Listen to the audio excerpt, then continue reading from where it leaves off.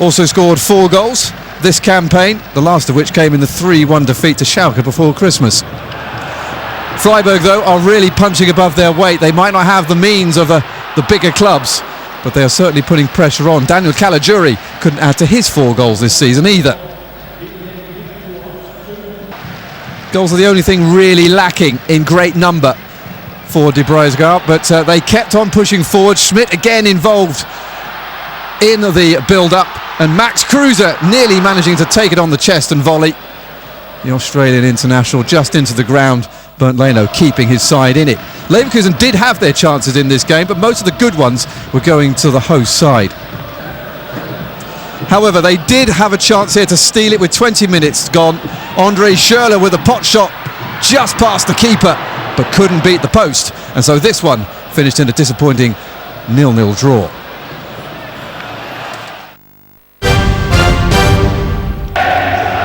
All the cameras were on Polanski. Polish midfielder Ugen was the visitors Eintracht Frankfurt, who thought they'd taken the lead on 19 minutes. Matmos' header coming back off the crossbar. Martin Lannig was denied by Tim Wiese. The ball crossed the line, but the goal was disallowed.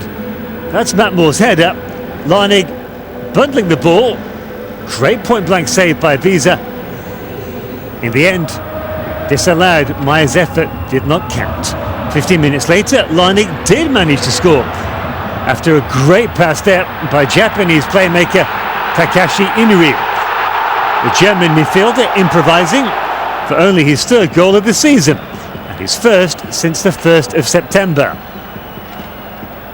Lannig making the most of what was only his 3rd appearance from the start of the game. Previous 2 goals were both headers off the substitutes bench. Well, Hoffenheim's new coach Marco Kurz must have given them the hairdryer treatment as they improved in the second half. They were rewarded with an equaliser just after the hour mark. Cheeky back heel by striker Kevin Volland. Good cross by Andreas Beck, the former captain here at Hoffenheim. Only Volland's 2nd goal of the season in 19 games. But Hoffenheim didn't stay level long. 2 minutes later, Eintracht got their noses back in front, and Stefan Eich.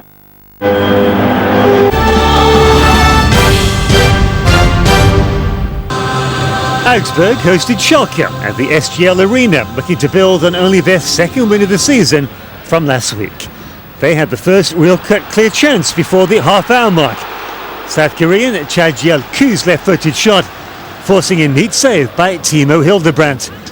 Great shot on the turn by the South Korean. Augsburg coach Markus Weinziel will have been pleased by the start. Less so by this. Schalke's Peruvian winger Jefferson Farfan missing from close range just before the half-hour mark. Schalke's new coach Jens Keller won't be happy with a 0-0 final score.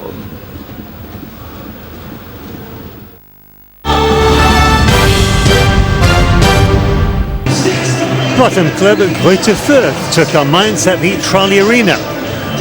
Mainz had to wait till the 53rd minute to break the deadlock. Andreas Ivanschic's shot was well saved by Wolfgang Hessel. The Hungarian striker Adam Salai pounced for his 10th goal of the season. An Austro-Hungarian affair. Good cross in the first place by Costa Rican Junior Diaz in his debut season. And Mainz deservedly doubled that lead just 12 minutes later. First, midfielder Julian Baumgartner had his chance. Bearing down on goal. Good point-blank save. Baumgartner persevered. Salah's shot was cleared off the line. And how about that for a cool finish by Yunus Mali? What a proud moment for the 20-year-old, scoring his first ever Bundesliga goal in his first full start of the season. The visitors Mainz making their domination count, capitalising on ragged defending. And the 0-5ers made sure of the 3 points with 6 minutes to go. Salah was released, and the tall Hungarian showed his composure, coolly lobbing Hessel for his 2nd of the game and 11th this season. That made it 3-0. That was the final score. Thomas Tuchel's Mainz now have 30 points and up to 5th. Greuther Fürth hosted Fortuna Düsseldorf in a Rhine derby at a snowy, rainy Borussia Park. Gladbach made a dream start at home. The visitors, Spanish defender, scoring an own goal. Juanan from a good cross by Oscar Wendt after just 6 minutes. The Swedish left-back showing just why he's keeping former captain Philip Dames out of the side. Lucien Favre should have been happier after that own goal. Things got even better. Patrick Herrmann doubling the lead 8 minutes later. Poor mistake by Johannes van den Berg. Great cut back by Dutch striker Luc de Jong. And there was no way Herrmann was going to miss from there. That's the mistake by Van den Berg. He won't wish to see that again. Only Herrmann's 4th goal of the season, unusually for him, with his left foot. Things looking pretty for Gladbach. 6 minutes into the second half, Fortuna win a penalty. Luc de Jong handballing in the area after a header by Martin Latka. The new Czech defender snapped up by Fortuna. Centre forward Danny Shahin converted his spot kick to make a game of it. His 6th goal of the season, as the goalkeeper Ter Stegen dived the wrong way. Venezuelan winger Juan Arango could have extended Gladbach's lead, but for this. Brilliant save by goalkeeper Fabian Giefer with 8 minutes left. And 6 minutes later, the Arango-Giefer show continued. Once again, the goalkeeper coming out on top with another fine save. Thanks to Giefer, the final score stayed 2-1. Gladbach up to 7th.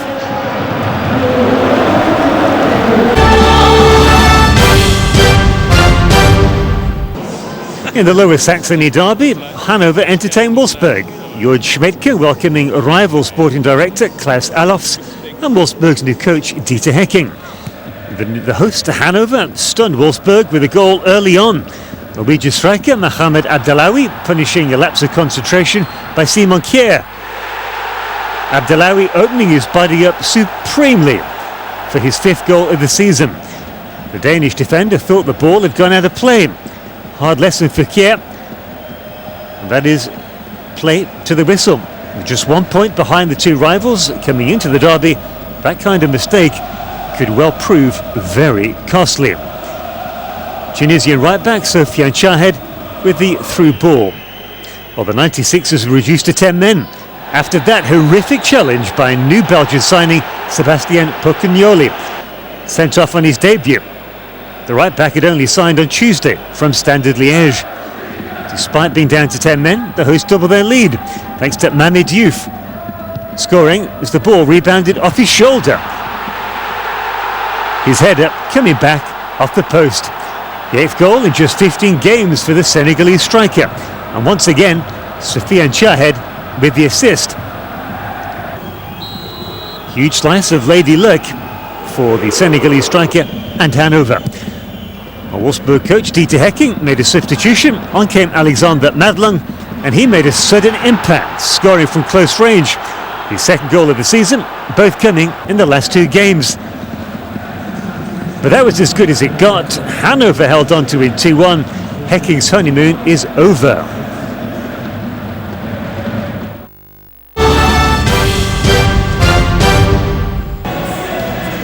It's that time of the season again when the heartbeats of Hamburg and Bremen fans will pace just that little bit faster than usual. Arch rivals Werder Bremen and HSV clash again at a sold-out Imtech Arena.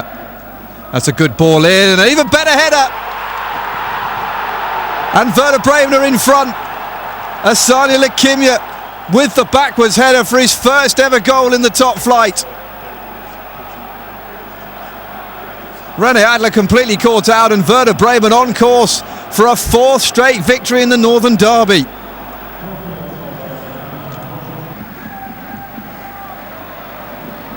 Good ball out to Heung-min Son. The Korean has Theodore Gebrselassie in front of him. He's gone through and shoots for goal! Fabulous strike! And Hamburg are right back in this. Thanks to Heung-min Son. His 1st goal since November brings him to 7 in the Bundesliga this season. And that is one of the best he's scored. 1-1 after 22 minutes. It's been a fabulous, entertaining first half so far.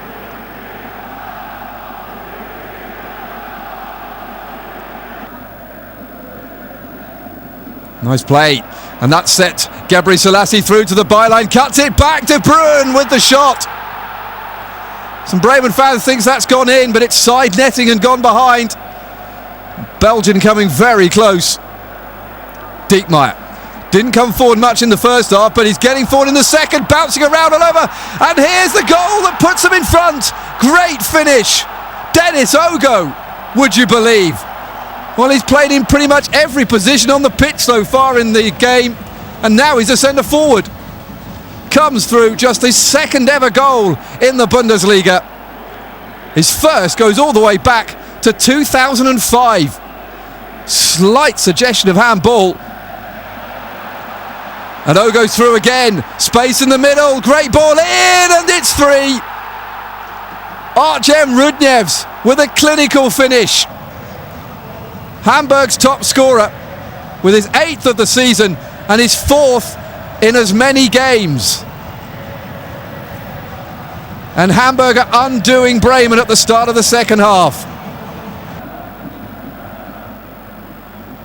It's well taken down by Gebre Selassie. Socrates Papastanopoulos wants it in the middle! And Bremen have pulled one back in just a minute. Well, René Adler won't want to see this slow motion again. France play Germany in an international in a week and a half's time, and he'll be hoping that Jogi Löw doesn't see that.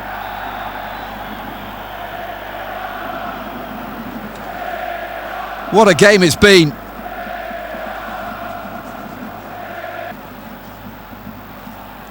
Arslan gets taken down. Clemens Fritz has already been booked.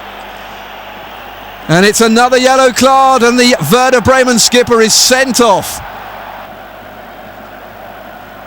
Well, this was the action. Marko Arnautovic feigns to shoot, or to kick the ball away in frustration, and that's enough for Thorsten Kinhofer to give him a second yellow card, and he's off. 2 men sent off.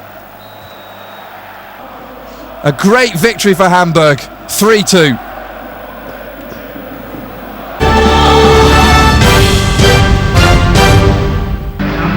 Well, what about the last match of the weekend? The runaway leaders Bayern making the trip to Stuttgart in the Southern Derby. They made no changes after a 2-0 win last week. A couple of changes though for the hosts as they look to stop the Bayern train. Kvist in and Ibisevic back from a suspension. Hajnal Kuzmanovic making way. And it was actually the home team had the best chances early on. 27th minute. Okazaki played up front last week. He was much happier in an attacking midfield role this time out. That was not far in the 28th minute of play.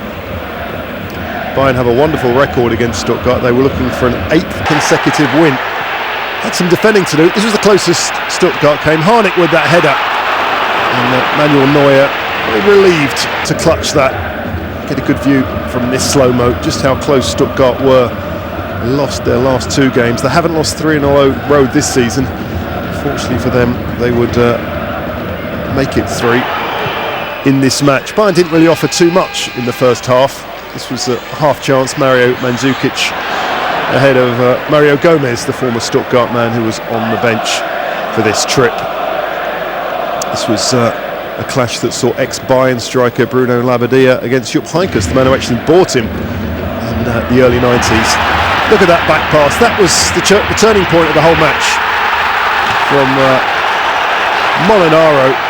It's interesting before the game, Manuel Neuer saying Stuttgart are unpredictable, and that was certainly an unpredictable back pass. He looked up, and until then Stuttgart had defended well, and the Italian making a horrible error. Molinaro opening it up for Mandzukic, 12th goal of the season for the Croat. The taker turned maker, good cross, and Thomas Müller there. Stuttgart have conceded more goals down the left than any other team in the Bundesliga, and we saw why this afternoon. Interestingly enough, they've conceded fewest down the right-hand flank. Work that one out if you can. Mandzukic crossing it in. Müller making it 2-0, and that was pretty much game over. Rather unfortunate Stuttgart, concede too many chances. And near the end it just went from bad to worse. This was top against bottom in the Fair Play League, and Stuttgart, who were bottom, saw their 3rd red card in 5 matches. That was how it finished. Stuttgart 0, Bayern 2. Well, there you go, 22 goals in the Bundesliga this weekend. Bayern Munich extending their lead at the top to 11 points over Leverkusen. 2 good 3-0 wins at home for Dortmund and on the road for Mainz. Most entertaining game, that 5-goal Northern Derby thriller between Hamburg and Werder Bremen. Bragging rights going to Hamburg. Derby weekend, Hanover edging Wolfsburg in the Lower Saxony derby. And the Rhine derby, well, Fortuna Düsseldorf losing out to Borussia Mönchengladbach. So let's have a look at how it looks at the top. As we said, Bayern Munich extending their lead to 11 points. Borussia Dortmund draw to 2 points of Leverkusen. And Marcel Schmelzer has said their goal in the Bundesliga now, realistically, second place. Eintracht Frankfurt consolidate fourth place. Their first win of the new year, Mainz leapfrog Schalke up into fifth. Mönchengladbach drawing level with the Ruhr Valley side.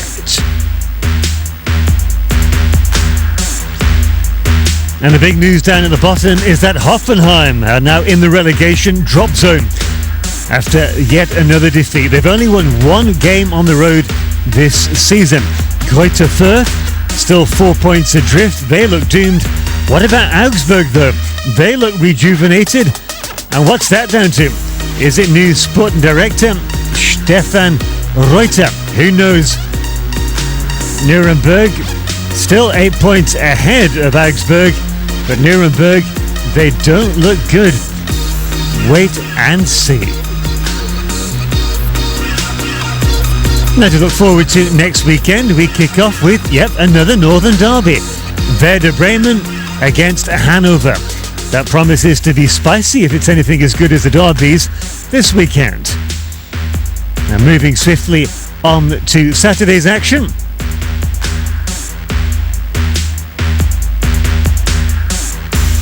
How about that? Informed Mainz take on the runaway leaders Bayern Munich. Followed, of course, by our halftime magazine when we give you comprehensive roundups of the action so far. And then Hamburg against Eintracht Frankfurt. That promises to be intriguing. Can Frankfurt hold on to fourth place?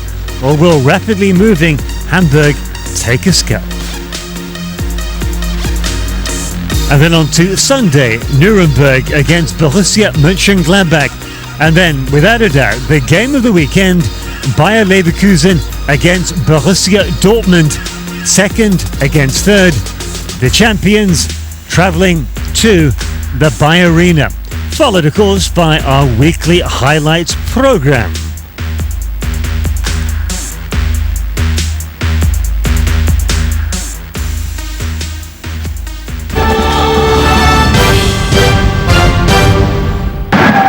Now, a lot of competition for our goal of the weekend. In the end, we settled for this man, the South Korean Young Min Son. And I'm sure you'll agree, what a fantastic goal that was. 7th goal of the season, but only his first since November. And indeed, it was well worth waiting for. Oh, thank you for joining myself, Tony Jeffers. Thanks to Angus Terode and Andreas Evagora, our match commentators today.